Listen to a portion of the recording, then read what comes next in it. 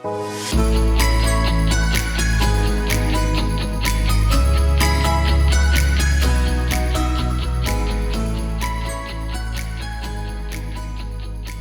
morning, good afternoon, good evening, wherever you are around the country, around the world, around the state. Welcome to another episode of the Silk Stocking Sisters podcast. I'm your host, Dr. Teresa Canada. So today I have a special guest. As you know, all my guests are special, who's going to talk about some urban education information about New Jersey's Abbott decision.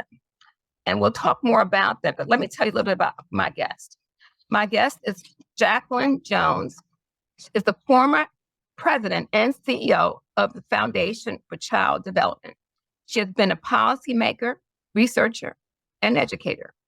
During the first term of the Obama administration, she served as the senior advisor on early learning to Secretary of Education, Arne Duncan, and as the country's first deputy assistant secretary for policy and early learning in the United States Education Department. Prior to federal service, she was the assistant commissioner for the Division of Early Childhood Education in the New Jersey State Department of Education. Dr. Jones worked for over 15 years as senior research scientist at the Educational Testing Service in Princeton, New Jersey, where her work focused on documentation and assessment of young children's science and literacy learning. She's been a visiting faculty member at the Harvard Graduate School of Education and a full-time faculty member at the City University of New York. Dr. Jones has been invited to speak across the country and internationally. She has served on several national advisory committees, including the National Research Council's Committee on Developmental Outcomes and Assessments for Young Children and the Institute of Medicine's Consensus Committee that produced Transforming the Workforce for Children birth through age 8. Dr. Jones received both MA and PhD degrees from Northwestern University. Welcome, Dr. Jones. Thank you, Teresa. Good to be with you. Yes, let me just preface this to say, Dr. Jones and I have known each other for a very, very long time. A long time. A very long time. I'm not going to say how many years, but I'll say a very long time. So it's interesting. I remember I've known Dr. Jones since she was at I've known her since she was at City University. Yes. New York. Okay. Yes. So we've been, following each other through our careers over all these years. And I'm pleased and proud to be her friend. And I'm honored for her to present and be my guest on the podcast to talk about all the things that she's done in essence, dealing with early childhood learning and policy issues. As I said, this podcast is going to talk about issues in terms of policy, as well as other issues related to young people, and in the North, specifically in the North and Midwest. So this is an opportune time for me to allow Dr. Jones talking about the Abbott decision, which took place in New Jersey. For those of you who don't know your geography, New Jersey is a northern state. All right. So I know how to make sure I educate people here. So having said that, I'm going to let Dr. Jones start talking about, tell us more about her experience. But let me just say a little bit about the Abbott decision. The Abbott preschool program basically is the New Jersey Supreme Court's 1998 ruling in Abbott versus Berg, which represents the first judicial directive in the nation that public education must include a high quality, well-planned preschool program starting at age 3. This decision applied to approximately 30 urban school districts, known as the Abbott districts, that serve approximately 25% of the state of New Jersey's public school students. Now, having given you that intro, I'd like Dr. Jones, would you please share with us specifically something of, talking about the Abbott decision and what took place before, presently, and what you see moving forward? Sure. Happy to do that. I think New Jersey has been a leader in high quality preschool because of this Abbott decision. But I want to take a little step back and talk about the research foundations on which Abbott was built. I sort of think of the 1960s as a huge shift for early childhood education because of two very important studies, the Perry Preschool study and the Carolina Abecedarian Project. These were studies that were randomized controlled trials. They looked specifically at primarily African American children living in poverty and what happens when an intervention is introduced that can really provide the kinds of experiences that young children need to help them to lay the foundation for healthy development and success at school. Those studies were conducted in the 60s, but the participants of those studies have been followed into their 40s. And so we have long-term data that lets us know what really works and what leads to success. In around 2000, the Pew Charitable Trust waged a really aggressive advocacy program. They committed to two things, to an advocacy group called Pre-K Now that really focused on expanding the role of preschool across the country, having states really develop preschool programs. And they invested in Dr. Steve Barnett at Rutgers University to establish the National Institute for Early Education Research called NEAR. And advocacy and research worked hand in hand to pull from the research of the 60s into 2000 and to really make a move to expand preschool. There was also a National Academy of Sciences report entitled From Neurons to Neighborhoods, and that laid out the science of early learning and development and really changed the whole conversation, again, for the importance of safe relationships, nurturing and rich language environments for healthy brain development. Can I pause you for a quick second? You mentioned that this started in the 1960s. And why I say that? Because that was also a period of time that was happening in the North more so than in the South about, the number of the growth of the African American population in northern cities, specifically in urban areas. Do you think that had something to do with just the actual research? I think there was a focus on what to do with children who clearly were not doing well in urban settings and not suburban. The Perry Preschool study was in Ypsilanti, Michigan.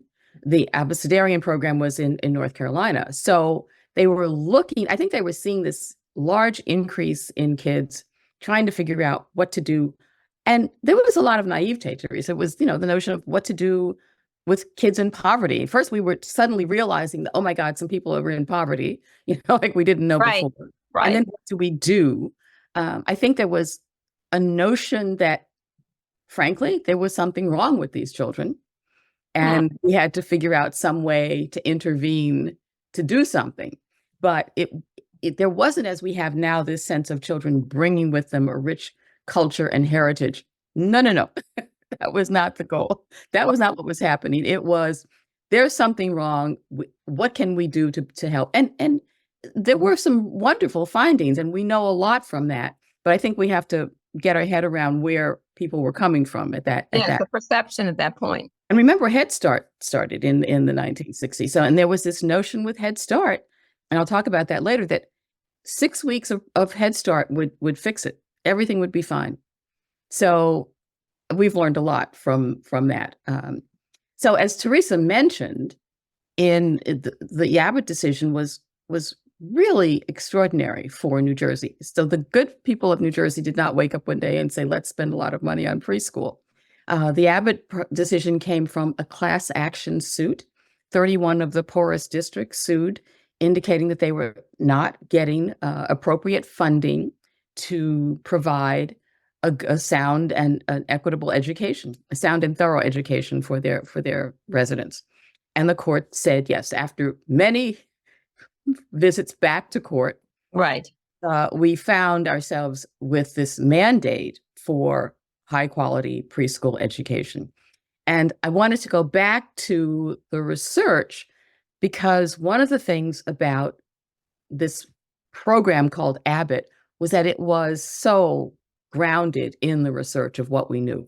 My friend and colleague, Ellen Freedy, who's now co-director at the National Institute for Early Education Research, took the position as an advisor to the commissioner, laid out the work based on everything the research said. Teachers had to be very well qualified. There was now a P3 certification. There was a limit of 15 children to a classroom. It was a full day. It was 2 years of preschool. So it was not just 4-year-olds, 3 and 4-year-olds going. And looking at curriculum, the kinds of curriculum models, there were curriculum models that were designated by the state. So you couldn't just pick any old thing and do anything you wanted. So there were layers and layers of commissioner's regulations, if you will, looking at how do we build this work. There was also, which is really interesting for Abbott, money for evaluation, so that we could, as we were implementing the program, we could do self-assessment looking at whether or not this was working. And I think that's very unusual. Most places, here's the money, do it, and you have to fight really hard for evaluation money. Now, honestly, New Jersey has cut back somewhat on that evaluation money. Okay. I think that was a huge, huge benefit to the folks who had to implement that work. Well, let me just ask a question since you mentioned. I also recall, because I was a little familiar with the Abbott decision early on as well. But one of the pieces that I was most interested in was the focus on mentor teachers. Can you say a little bit about that and how that may have been part of the emphasis assisting that process? So coaches at that kind of, and there were coaches, and each district, there was a person who was really responsible for the program, who was an experienced teacher. But we did have coaches coming in. We also had, at the state level, folks called education program associates. And you don't really see that in a lot of programs around the country. I had about 17 of those people. I think those numbers have been reduced and they've expanded. But those were folks who could go into a district from the state, go into a district and take a look at the curriculum that was being implemented. Sometimes it was a matter of some kind of management, behavior management issues. What do these teachers need in this district? What does this superintendent need to understand in order to be supportive? And so without that, I think what we learned is you can't just say to a teacher, okay, now you've got some money, go do this work. That doesn't do it. You need support, ongoing support from folks who have some expertise to help you implement that program. Even from the administrative perspective, we found that we had to implement a set of financial advisors for the districts to help them to understand how to do the work. Oh yeah, it's hard. Well, you think about it. This is a mixed delivery system. So you've got preschool programs in school-based settings, you've got Head Start programs, and you've got private providers. Okay. All of these people are now, you want them all, because you can't force Head Start or the private providers to be part of it, but you want to entice them to be part of a program and follow all the rules and regulations of Abbott, as the school-based programs are. Okay. For Head Start, and that was really my passion, because I thought if we can't get Head Start kids in this program, then we're not doing our jobs. These are the kids who really need the most. And they had Head Start, but we could offer them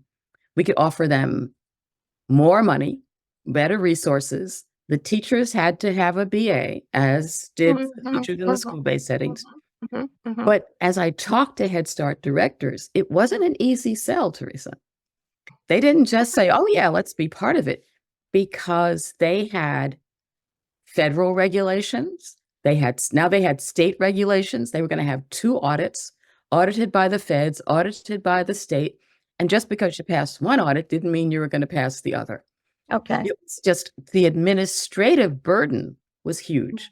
And God bless those who came into it and helped us to really make this a wonderful program. But it was not easy for those directors to do this at all.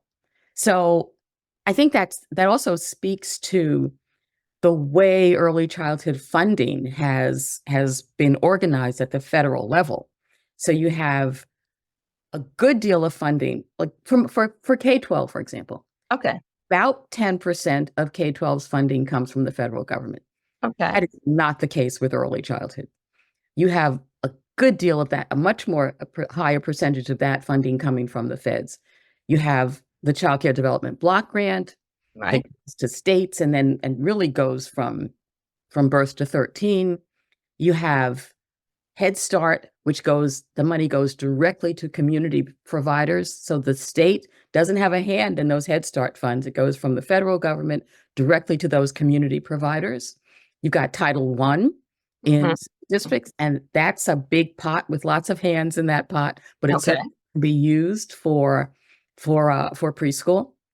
And then you've got the Individuals with Disabilities Act that has money for children with disabilities. So at the federal level, both Education and Health and Human Services have programs that affect young children. They don't always align. And so it trickles down to the state. Now the state has to figure out, and the districts have to figure out, how do we blend and braid all of these programs to make something that seems coherent for the kids and families sitting in front of us? And that is complicated. And it's something that I've always thought we should really work a lot harder to make much more coherent at the federal level. But for Abbott, it was a mixed delivery system. And we wanted that. We wanted to be able to reach all the children, knew we didn't have the capacity just in schools to make it work. And so bringing in Head Start, bringing in private providers was really critical for that program to work. So it was more comprehensive. Oh, yeah. I mean, I remember having conversations. We had nurses, schools had to have nurses come in. And I mean, there were parent organizations. It was, I thought, one of the most comprehensive programs that I'd seen across the country. I think so where we came from when, think about the 1940s, there was no Head Start. There was, you tried to do the best you could. So we get to the 60s and we start developing a body of research that continues to this day. And we institute programs like Head Start. By the 2000s, we've got the National Academies putting out this compendium of the research that we know about early development. We've got work being done by advocates. And so there's been enormous growth right now. Well, if you look at the NIER data, the National Institute for Early Education data from their yearbook of 2022, there are only 6 states that don't have any preschool program. Really? Yeah. So, I mean, you don't want them to be any, but if we're at 6, we can whittle those 6 down and fix that. But that's huge. That's huge. That is huge. Enormous progress has been made in how we see young children's development, how we understand what they need.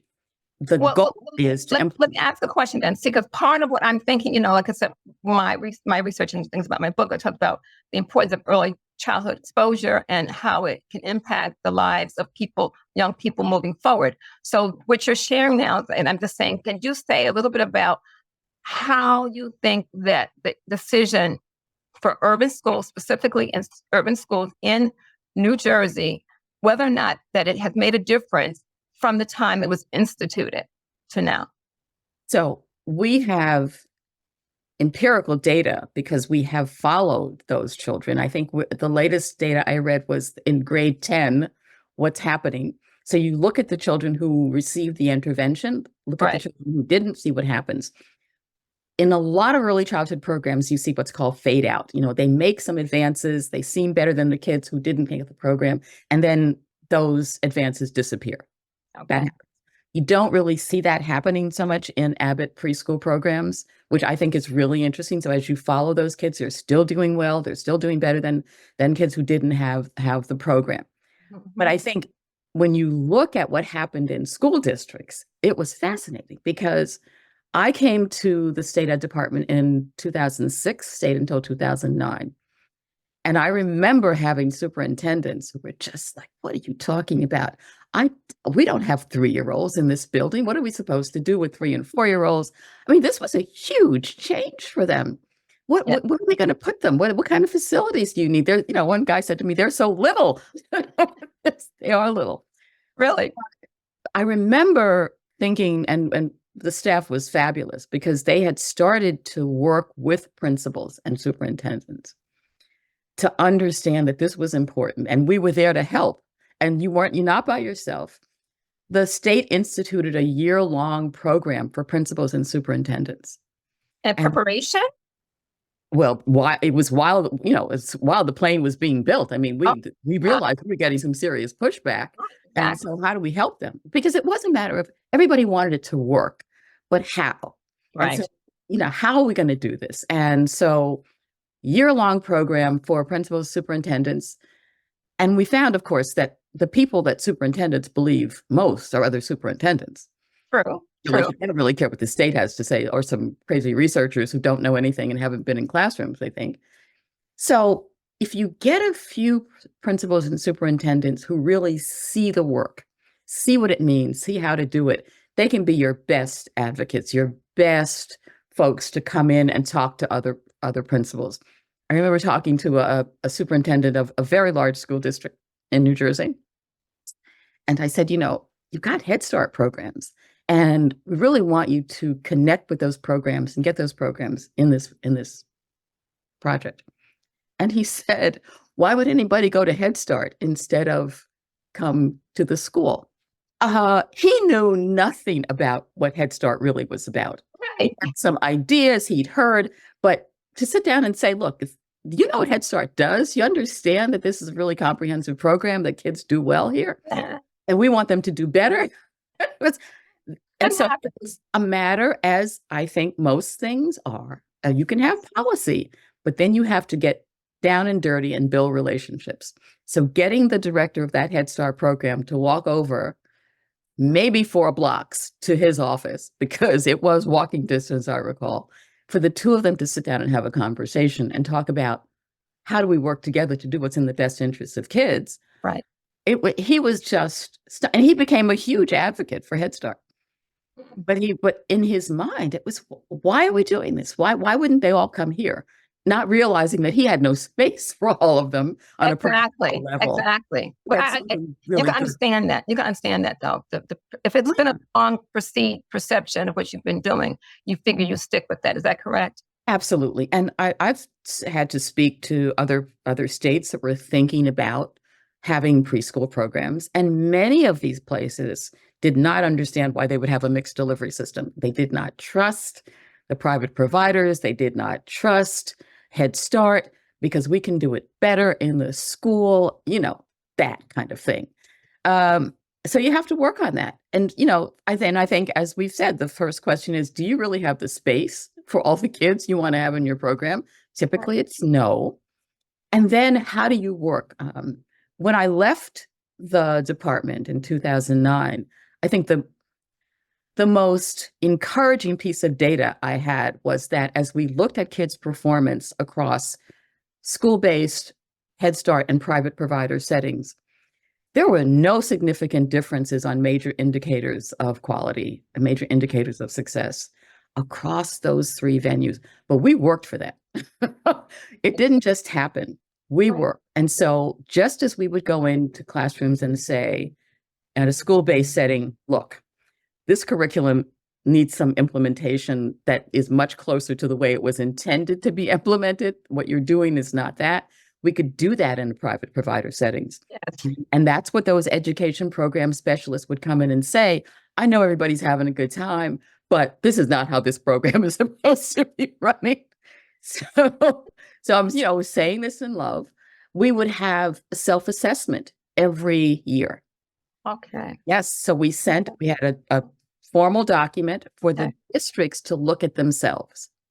So they would look through the various components of their programs, figure out how they were doing, and then we'd sit down and have a conversation, because we'd also have a document where the state had their perception of how that district was doing. And now you have a conversation. Are we on the same? So evaluation was a significant component. Absolutely. And really, we called it more self-assessment than evaluation, because we wanted the districts to be able to take a cold, hard look at where they were, and not to be afraid to say, we need to work in this area, because the last thing you want is for them to hide things from you. How are we doing with kids with disabilities? Well, probably not well, because nobody is. And so don't tell me everything's fine. Tell me the good, the bad, the ugly, so we can fix it and we can make it better so that we can progress and kids can have good opportunities. But it took it took that relationship building. Yeah. So It relationship was, support. yeah. And those folks who traveled around the state, many of them, in their own cars, using their own gas, um, were spectacular. And we'd see something happening in the district, and I'd say, okay, I need 3 people to come and help this district to do this. We would pull people from one place to another, depending upon where those districts were. So at the state level, we would meet and talk about where are things with each district. Okay, where are we having some problems? Where are we having some successes? We would try to figure out, is there a place where they need to change the curriculum? This curriculum is not aligned to what they do. We had 5 approved curriculum models, but in some places we would change from one to another based on the teacher competencies, the teacher's skill, what they wanted, how much agency those teachers wanted to have and could have. So it was a constantly moving target. How are parents doing? What kind of parent engagement do we have? Is that something that you're looking at? Because you can't run these things without connecting to parents in a very real way. And I think that. I'm glad you mentioned that. One of the challenges, and parent engagement was not too much of a challenge, I didn't think, once people started to understand that parents are not just there to receive your information, but they're partners. Mm-hmm. They are your partners. And honestly, they see the kids a lot more often than you do. So you need to really work with these folks to make sure you're doing what you need to do. Excellent point. Yeah. Excellent point. I think what often happens is teachers have one perception of a child, parents have another, and they think, well, which one is right? You're both right. You see what you see. This child is a complex little person. And so it's not necessarily that the teacher's wrong or the parent's wrong. It's if this kid is doing lots of different things in lots of different settings, and we have to come to understand why that's happening. The issue of expulsion was huge. So in Abbott preschool programs, the commissioner's regulations did not allow for suspension and expulsion of young 3 and 4-year-old children. That policy alone doesn't help anything.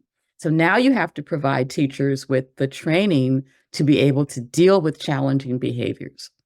Because if they just say, I can't expel them, that doesn't help them. That doesn't help their perception. That doesn't give them the tools they need. And that was a lot for a lot of the teachers. I remember having lots of phone calls with people telling me, you got to get this 3-year-old out of our classroom. It just can't do that. We can send our folks in and try to work together to understand, why is this child exhibiting the behaviors they're exhibiting? Do we need special ed support? Do we need psychological counseling? What do we need? What are the range of things that we need to help support? We tried to do that. But I think what I realized when I got to DC was that this business of expulsion was a real problem. Yeah. Now we had data to indicate that who was getting expelled and suspended? Black boys. That's right. We're talking 3 and 4-year-olds. Just to speak. Yes. Little people who can't be challenging. I'm not saying they can't be challenging, but what does that mean? And one of the things that I was really proud of was that during that period in DC, we got to put that data into the civil rights database. And so now it gets collected. So we know what those numbers are, and we can keep track of them, and you can see what's going on. It's not just sort of, anecdotal information. But the policies around Abbott, I think, changed the way a lot of districts started to think about early childhood, especially when they started seeing good outcomes. Yeah. Remember, as you know, for principals and superintendents, those 3rd grade tests are the marker. And if you can have a lovely preschool program, but if nothing changes on those 3rd grade tests, then you're not going to see success. So you've got to, continue to figure out, where are we making a difference? How are we adding to the success of the K-12 system, so that we bring to that system children who are ready? And how do we help them get a little better too? Because what's challenging is when you've had children who have been in really strong preschool programs and then they go on Uh, to a less than optimal yes. 12 system. Yeah, and that's a concern for urban schools as a whole. Not much change. I'm just saying that's also a big concern. So you get the emphasis, but I think the important thing to mention is that early exposure is better than not having early exposure. Oh yeah, I mean, I've said to folks, you're going to pay when they say, "Oh, it's so expensive," because New Jersey was doing $13,000 per child, which seems like a lot of money. Except, of course, if you think that if we can reduce the numbers of kids in special education, if we can reduce the numbers of children who aren't retained in their grades, right? If we can increase the graduation rate, it's a lot cheaper. So you're going to pay for it somehow. And right. you might as well one end or the other, correct? And you think about the developed countries. The United States is quite unique in this challenge to handle early care and education. The other developed countries don't do that. They see it as a comprehensive thing of one, healthcare, and then paid family leave, earned income tax credits. The notion that in this country, one person might have to stop working so that they can take care of the kids because childcare is so expensive. You provide that. And so I think as a matter of policy, we're not quite at the big picture acceptance that this is important. The pandemic did some interesting things because all of a sudden the early childhood teachers were essential. Yes. Essential services. And I said to someone, I think essential means you have to go to work when other people can stay safe in their houses. That's what essential means. But they suddenly realized, what do we do without childcare? Yes. And so the policy conversation has shifted from my perception from early care and education to childcare. And while yes, parents need childcare and we should have it, I don't want us to lose the fact that we know a lot about what interventions work to increase kids' ability to be successful and to increase their success in school. That's so we've got to figure out what we want to have here and how we talk about it. Okay. All right. Well, listen, I know our time is winding down, and I just wanted to thank you for sharing this because I think people need to know this, and in terms of what we're going to do now moving forward. People say, "Oh, we've resolved this. This is all done. We don't have to deal with this anymore." But my concern is that we don't know. We're going to probably repeat the same mistakes. What are your final thoughts about that? I think we have had such success because we've tried to base our work on the research. So there are two things I would think. One, let's be clear that we haven't always used all the research that we know to build these programs. And so a lot of the programs we have could stand a review and a much more thorough grounding in research. And the other is that I think we've got to have much clearer eyes about the programs we design, understanding the context within which these programs are built. We have to understand the communities in which children live. Exactly. It's not a one thing, one size is going to fit all, and shouldn't be. And so we have to look at the assets that the community and the children bring and accept those and deal with them and build upon them. And then I think do this thing that I thought was most important, continuous evaluation of our programs to see what's working for whom, under what conditions. Excellent points. Excellent points. So you have to align the research as well. Some people figure just do this, and you don't look at the research that should be the basis for much of what continues, correct? Yeah, and I think projects like the New Jersey has done evaluations. Boston has done a great job of really looking at their program, but they've had Harvard and Catherine Snow and Christina Whalen and Jason Sachs, who just left there, was there for many, many years and was a real data guy. And so collecting, not being afraid of the data.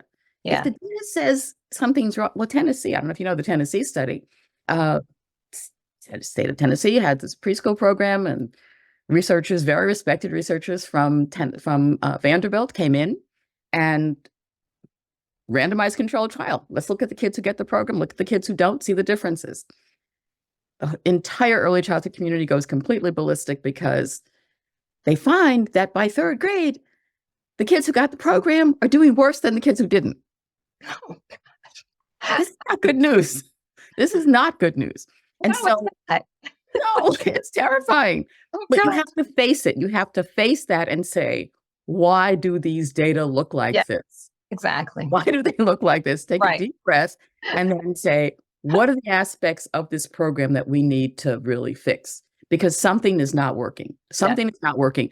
And much to their credit, Tennessee did not say we're never doing preschool again, but they did decide to take a closer look. And I Right. think you have to do that. And so if the data says things are not working, that doesn't mean scrap the whole thing. It means fix it. Let's figure out a way to fix this and make it better, because we do know that when we have elements of a program that are strong relationships, solid curriculum, good teachers, things can go well, and they can go very well for children and for communities. Sounds great. Dr. Jones, Jacqueline Jones, thank you so much for sharing this wealth of information and knowledge, information that you have and your experience and your exposure to the policy issues, specifically, like I said, in terms of looking at what New Jersey did. And while you were there in New Jersey, it's phenomenal. And I think it should be something that should be considered across the country. Hopefully we'll get there. I mean, from the governmental point of view, national part of it, when you were involved in national policy issues, I'm just concerned about if we don't continue to emphasize this importance. I'm concerned about what's going to happen long term in our society. So that's why I wanted to share this, so that the audience can know more about what it is and what we can do and what has been successful, and how we need to continue this ongoing battle. Because if we don't look at the early childhood focus, we're not going to be able to see people on the other end. Yeah. So if we don't invest now at this stage, then we're going to end up doing something else and spending more money on the other end.